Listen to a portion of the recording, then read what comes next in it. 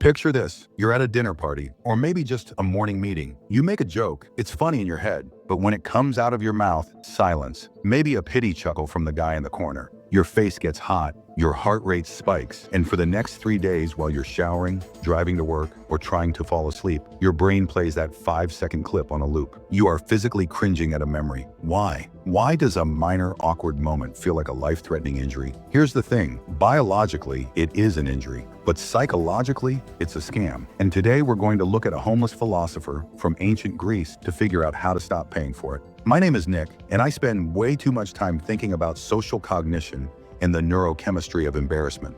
If you're someone who paralyzes themselves analyzing text messages 3 hours after you sent them, make sure to hit the subscribe button and give this video a thumbs up if this helps you out.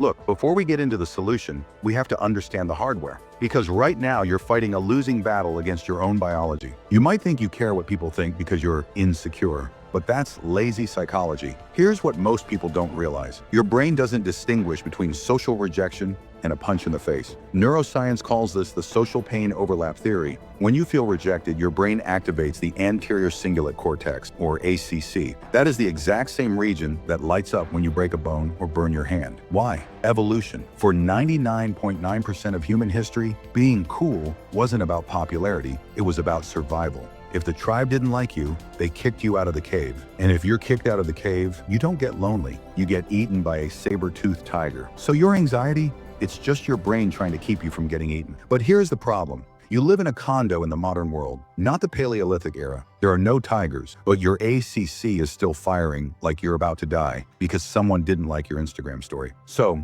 how do we hack this? Enter Diogenes of Sinope. If you haven't heard of him, he's essentially the patron saint of not caring. Diogenes was a philosopher in ancient Greece who lived inside a giant ceramic wine jar, basically a barrel, on the streets of Athens. He owned nothing. He begged for food. He would eat in the marketplace, which was a huge taboo, and he would mock politicians to their faces. There is a famous story, and look, historians argue about the details, but the lesson stands, where Alexander the Great, the most powerful man on the planet, comes to visit Diogenes. Alexander stands over this guy living in the dirt and says, "I am Alexander the Great. Ask of me anything you want, and I will grant it." Now you or I, we'd ask for money, power, a nice house. Diogenes looks up, squints, and says, "Yes, move. You are blocking my sunlight." That is the Diogenes mindset. It's not about being homeless. It's about recognizing that external validation has an exchange rate of 0. See, Diogenes understood something that modern psychology has confirmed: the spotlight effect. We walk around thinking we are the main character in a movie.